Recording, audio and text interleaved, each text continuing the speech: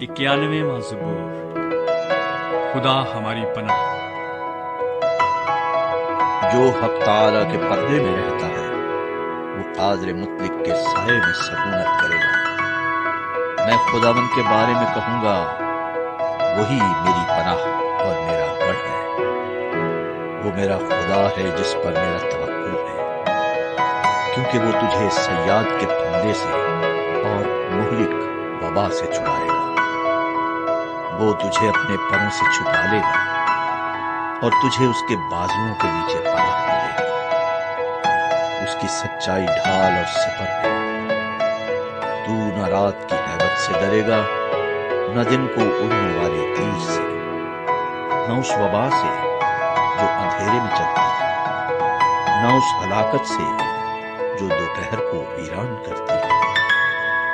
تیرے آس پاس 1000 گر جائیں گے اور تیرے داہنے ہاتھ کی طرف 10,000، لیکن وہ تیرے نزدیک نہ آئے گی۔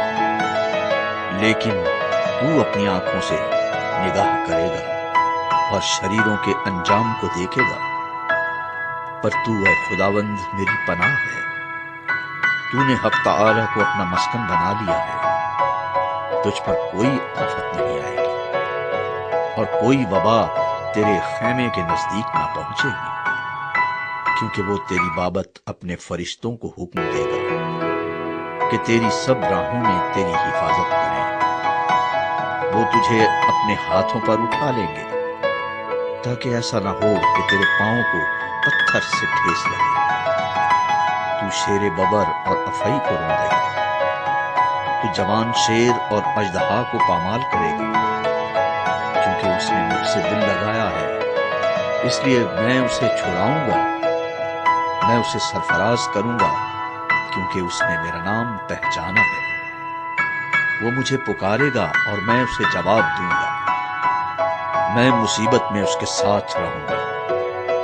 میں اسے چھڑاؤں گا اور عزت بخشوں گا۔ میں اسے عمر کی درازی سے آسودہ کروں گا اور اپنی نجات اسے دکھاؤں گا۔